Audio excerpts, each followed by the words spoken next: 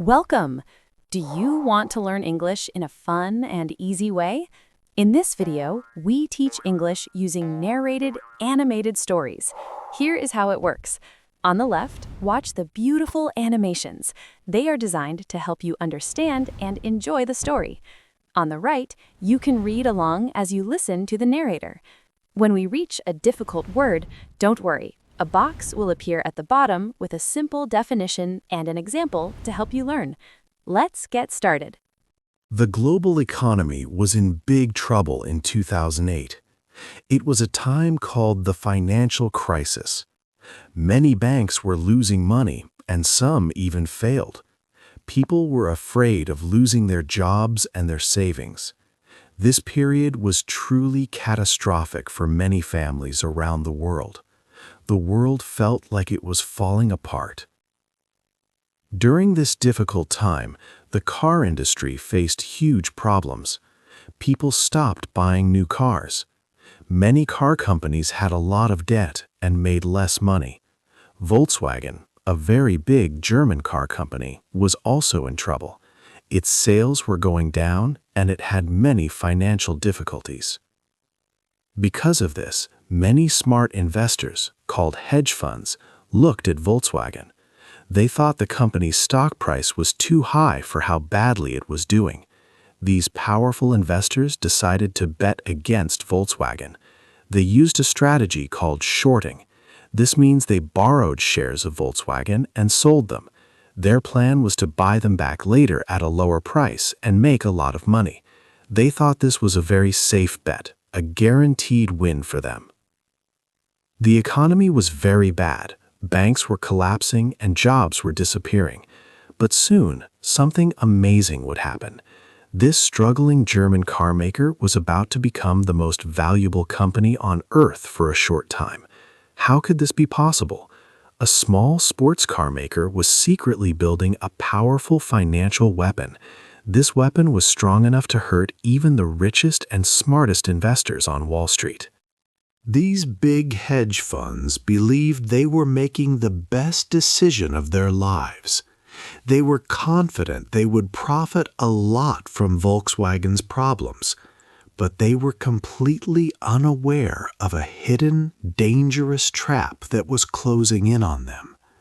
They did not know that they were about to be part of the greatest short squeeze in history.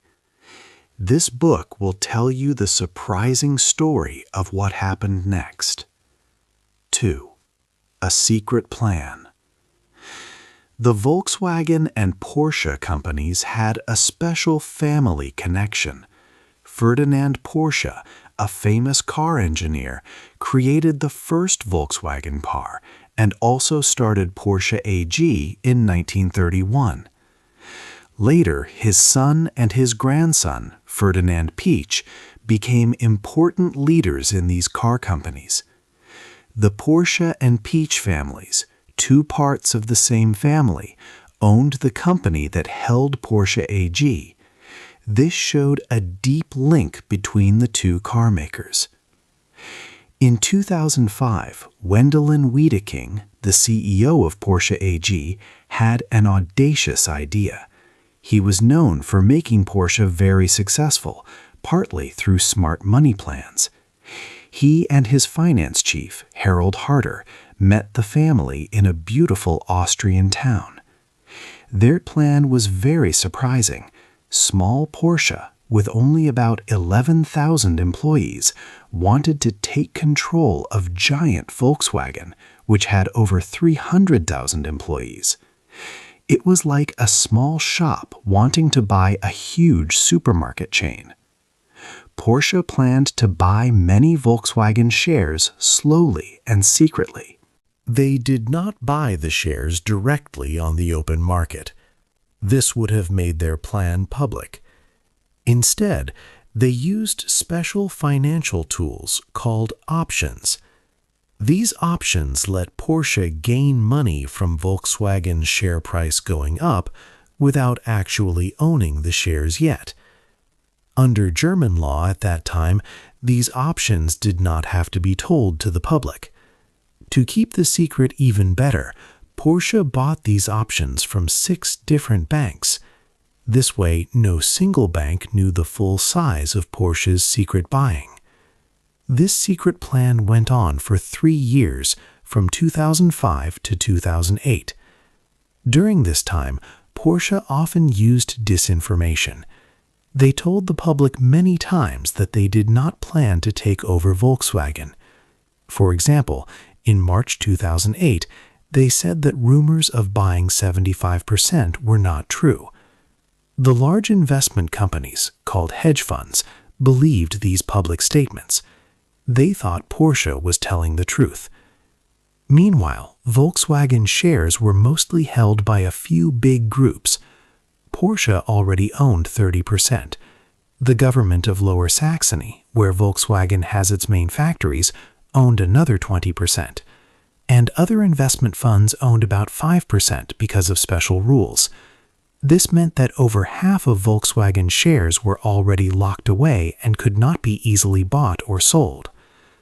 At the same time, many hedge funds had made bets that Volkswagen shares would fall. They had borrowed and sold about 12 to 13% of Volkswagen shares. They believed they could easily buy these shares back later at a lower price. But they did not know that Porsche was secretly hoarding shares through options, and that so few shares were actually free to trade. The hedge funds were walking into a dangerous, unseen trap. The dynamics of the market were about to shift in a way no one expected. 3. A big surprise. It was Sunday evening, October 26, 2008. No big news was expected. But then, a short announcement came from Porsche's main office. It was just 2 pages long. This paper was a huge surprise, hitting the financial world like a big bomb. It was a shocking message. Porsche announced it controlled 74.1% of Volkswagen's voting shares. This control came from shares Porsche owned and from special financial options. Porsche directly owned 42.6% of VW shares. It also held options for another 31.5% of shares. This news was a disaster for many big investment companies, called hedge funds. They had shorted Volkswagen stock. This meant they borrowed VW shares and sold them, hoping to buy them back later at a lower price. They thought VW's price would fall because the economy was bad. Their bet seemed safe. But Porsche's announcement changed everything. The German government of Lower Saxony already owned 20% of Volkswagen. With Porsche's control, 74.1%, and the government's 20%, almost all VW shares were locked away. Only about 6% of the shares were left for trading in the open market. This small part is called the free float. The hedge funds had borrowed and sold shares equal to about 12% of Volkswagen's total stock. They needed to buy these shares back, but now there was simply not enough stock available. They needed 12%, but only 6% was available. This created a huge supply-demand imbalance. They were legally forced to buy shares that did not exist in enough numbers. This meant paying any price. In offices around the world, hedge fund managers turned pale. Some were shouting, some were in disbelief. Many cried. They had made a huge, costly mistake, believing Porsche's earlier statements denying a takeover. When Monday morning came, October 27, 2008, the Frankfurt Stock Exchange opened. The chaos began at once. Traders quickly saw the problem. There was no way out for the short sellers. They needed shares, but almost none existed. The price of Volkswagen stock was about to go very, very high. It was a true nightmare for them, with no escape routes. 4. The crazy days. On Sunday evening, October 26, 2008, Porsche made a big announcement. It said it had gained control of a very large part of Volkswagen shares. This news shocked everyone who had bet against Volkswagen stock. Short sellers had borrowed and sold about 12% of VW shares, hoping to buy them back later at a lower price. But after Porsche's news, only 6% of VW shares were left for regular trading. There were not enough shares for the short sellers to buy back. This meant they were in a big catastrophe. When the Frankfurt Stock Exchange opened on Monday morning, October 27th, there was immediate chaos. The phone lines were busy with shouts, disbelief, and even crying. Short sellers felt extreme desperation. They had to buy shares to return them to their lenders, but almost no one was selling. Because of this high demand and low supply, the price of Volkswagen stock started to rise very fast and uncontrollably. Over the next 2 days, the price went completely crazy. On Friday, a share cost 211 euros. By Tuesday, October 28th, it had surged to over 1,005 euros. Volkswagen stock had almost quadrupled in just 48 hours. This incredible jump made Volkswagen the most valuable company in the world for a short time. It was worth more than huge companies like Apple and ExxonMobil. This happened even though VW was facing a difficult financial period and held a lot of debt. This dramatic event happened because of something known as a short squeeze. When short sellers had to buy shares to return them, they entered the market and offered higher and higher prices to any willing seller. Each new purchase pushed the price up even more. This created a powerful feedback loop of panic. More price increases meant bigger losses for short sellers, forcing them to buy even more quickly and at any cost. The trading floor became a scene of complete pandemonium. Experienced financial professionals, usually calm, were seen weeping on the phone, unsure of what to do. They had never seen a market act like this before. Their careful plans to make money by betting against VW had gone terribly wrong. Volkswagen's soaring stock price was a stunning financial anomaly. Everyone watched, wondering how long this wild, gravity-defying situation could possibly last before it all came crashing down. 5. Losing a lot of money. The days that followed brought immense financial fallout. For the hedge funds, the situation was catastrophic. They had lost an unbelievable amount of money. Many of these firms, which had bet on Volkswagen's stock price falling, were in deep trouble. Reports later showed that these investment firms lost more than $30 billion on their short bets against Volkswagen. To put this in perspective, a big short squeeze years later involving GameStop in 2021 caused about $10 billion in losses. The Volkswagen event was 3 times more damaging.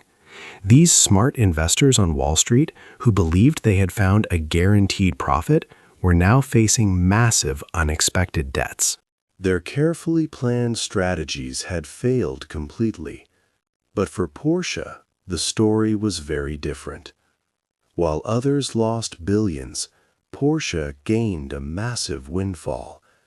In just a few short weeks, Porsche made over $10 billion in profit.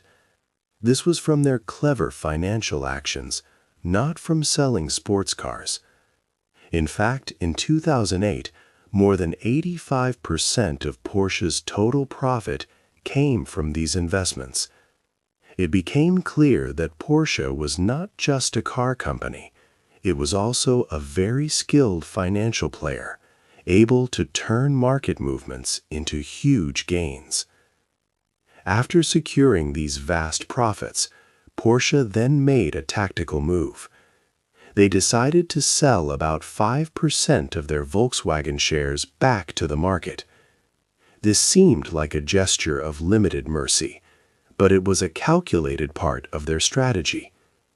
By releasing these shares, Porsche helped the desperate short sellers. These sellers finally had some shares to buy, even at high prices. This allowed them to close their positions and stop losing even more money. It was a small act of relief that also helped to calm the highly volatile market. The sudden availability of shares helped ease the extreme pressure that had built up. After Porsche released these shares, Volkswagen's stock price quickly plunged. After reaching its highest point on October 28th, the stock dropped by 58% in just 4 days. A month later, it was down by 70% from that peak. The irony was sharp. The hedge funds had been right all along that Volkswagen's stock was overvalued, but they could not wait for the price to fall naturally. The short squeeze had forced them to buy shares at crazy high prices, losing billions. Porsche had seemingly won the war and made billions, yet their massive, aggressive victory hid a fatal ticking flaw. 6. The angry market. After the market chaos, many people, especially the hedge fund managers, were very angry. These big investment firms had lost billions of dollars. Their billionaire leaders felt Porsche had cheated them badly. They claimed Porsche had deliberately lied about its plans to take over Volkswagen. They said Porsche publicly denied intentions to buy more shares while secretly building a large stake. Because of this, these angry billionaires started many large lawsuits against Porsche in different countries. They wanted to get back about $2 billion they had lost. At the same time, German officials started a deep review of Porsche's actions. The financial regulator, BaFin, wanted to know if Porsche had broken any laws. They looked for market manipulation or insider trading. Prosecutors in Stuttgart also began a criminal investigation against Porsche's chief executive, Wendelin Wiedeking, and finance chief, Holger Heierter. They believed these leaders made false public statements.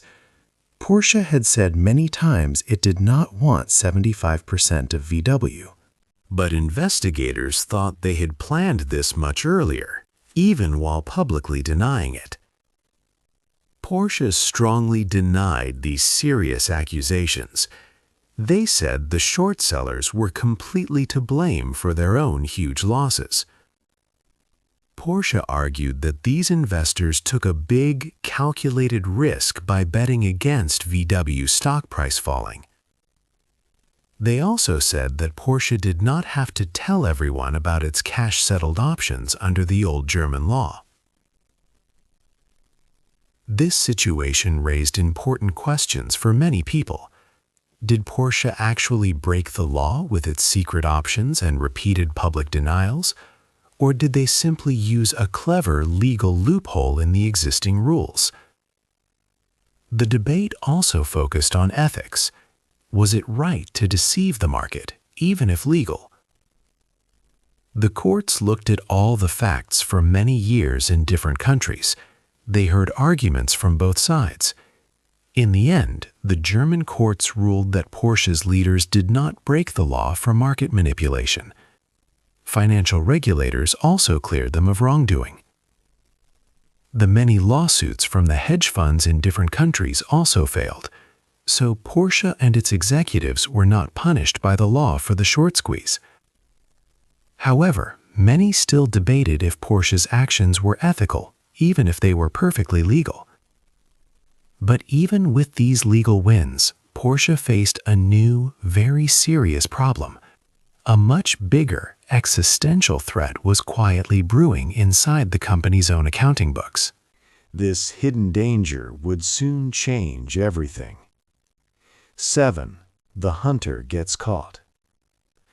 Porsche had achieved a great victory, making billions of dollars and gaining control of most of Volkswagen. Yet this success came with a hidden problem. To buy so many Volkswagen shares and options, Porsche had borrowed a very large sum of money. By the end of 2008, Porsche owed about $13 billion to different banks. Then 2009 arrived, and the global financial crisis worsened. It became hard for companies to get money, and many banks were in deep trouble. They started asking for their loans back. Porsche, having just celebrated its win, found itself in danger. The company that tried to take over Volkswagen was now close to bankruptcy. The families who owned Porsche risked losing everything. Porsche sought emergency funds, asking for help from Qatar, a rich country. Qatar was ready to lend money, but the German government stepped in and blocked the deal. This was to protect Volkswagen, an important German company. Ferdinand Piëch, a powerful figure and part of both families, played a crucial role. As chairman of Volkswagen, he convinced Qatar's investors to lend their money to Volkswagen instead of Porsche. This left Porsche very vulnerable. The situation was full of irony. Porsche had aimed to control Volkswagen, but now it desperately needed help from the very company it tried to destroy. The tables turned completely. Instead of Porsche buying Volkswagen, Volkswagen ended up buying Porsche. This was a shocking twist. Wendelin Wiedeking, Porsche's CEO, lost his job. Volkswagen first bought a large part of Porsche in 2008. Then, in 2012, Volkswagen bought the remaining shares. The company that started as the predator, hoping to conquer a giant, became the prey. Porsche's ambitious plan had backfired, leading to its own acquisition. 8. What we learned. This story shows many important lessons. In the end, Volkswagen and Porsche became one big company. Volkswagen Group now owns Porsche, along with other car brands. This brought an end to the long family feud between the Porsche and Piëch families. It was a twist because Porsche wanted to buy Volkswagen, but Volkswagen bought Porsche instead. This happened after Porsche got into a lot of debt trying to take over VW. After what happened, leaders in Germany and Europe made new rules. These rules ask companies to be more open about who owns shares, using certain financial tools like derivatives. This means it is harder now for companies to hide their plans, like Porsche did with its cash-settled options. The goal of these new rules is to make financial markets fairer and safer for everyone. One big lesson is about hidden information. The hedge funds that lost money were smart. They thought Volkswagen's stock price would fall because the company had problems. They were right about the company's value in the long run, but they did not know about Porsche's secret plan. They did not see the trap that was closing around them. This shows that in business, you often don't have all the information, and what you don't know can hurt you a lot. Assuming you know everything can be very dangerous. This event also showed the high cost of financial games for everyday people. The global financial crisis in 2008 hurt many families. People lost jobs and homes. While this was happening, rich investors fought over billions of dollars. This money often comes from pension funds or savings that belong to ordinary people. When markets are used for manipulation, it can have bad effects on many people's lives. Today, people still ask if such a big short squeeze could happen again. We saw something similar with GameStop stock in 2021. This means the lessons from Porsche and Volkswagen are still important. Even with new rules, markets can still surprise us. It teaches us to be careful and understand the hidden risks. The story of Porsche and Volkswagen reminds us that knowledge is power. Not knowing all the rules or someone else's secret plan can lead to big problems. It also shows that even the winners can sometimes face unexpected problems, as Porsche did with its debt. What do you think is the most surprising part of this story? Hey there! Just a second before you go. If you learned something new today, please give this video a like, write your thoughts in the comments, and subscribe to the channel. It only takes a second, and it really, really helps to create even better English videos for you. Your support means the world. Thank you.